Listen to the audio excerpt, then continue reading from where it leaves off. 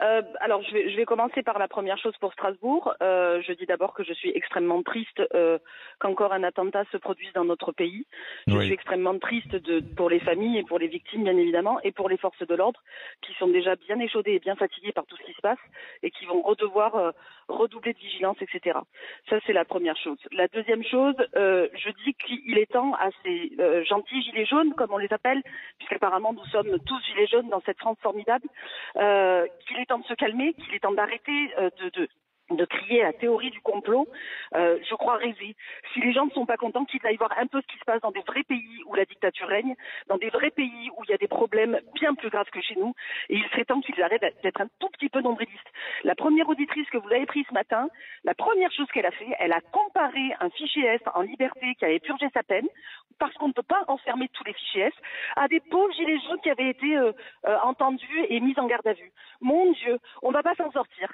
Et ça, c'est la première auditrice de ce matin. Le deuxième, dans la foulée, annonce que, ah ben oui, lui, le pauvre, sa femme gagne 900 €, lui gagne je ne sais plus combien, et que lui, mon Dieu, eh ben lui, il n'a pas le droit à toutes les aides et machin, et tout ce que M. Macron a annoncé.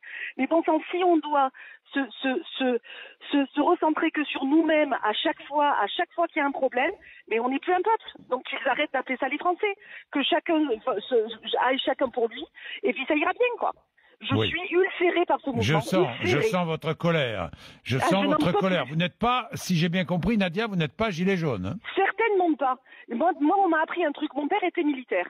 On m'a appris une devise en France qui s'appelle liberté, égalité, fraternité. Elle est où, ma liberté, lorsqu'on m'empêche de circuler? Elle est où, ma liberté, lorsqu'au rond-point d'Orange, le rond-point est rendu dégueulasse? C'est mes impôts qui vont payer ce putain de rond-point. Je suis désolée de parler comme ça. Et la pollution, hein? Et la pollution, parce que alors hier je suis passée, mon Dieu, c'était juste magnifique, des pauvres touristes allemands qui voulaient re-rentrer sur l'autoroute, à qui il a fallu expliquer que non, c'est pas possible, parce que vous comprenez, en France on n'est pas content d'avoir la prime de Noël qui sera versée le 14 décembre, en France on n'est pas content d'avoir la prime de rentrée scolaire, en France on n'est pas content d'avoir le RSA, on n'est pas content d'avoir les APL, on n'est pas content d'avoir les allocations familiales, on n'est pas content d'avoir notre cancer pris à 100% lorsqu'on est malade en France, on n'est pas content lorsqu'on est diabétique, on n'est pas content quand les obsèques, nos obsèques à nous, salariés, sont payés par la sécurité sociale, mais ça personne n'y pense. On n'est pas content en France, on n'est jamais content. Mais retirez tous les avantages à tout le monde, donnez-leur leur salaire brut, et vous verrez, ils iront bien s'en sortir.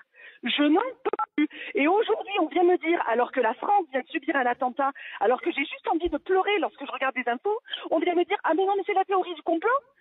Mais je crois rêver.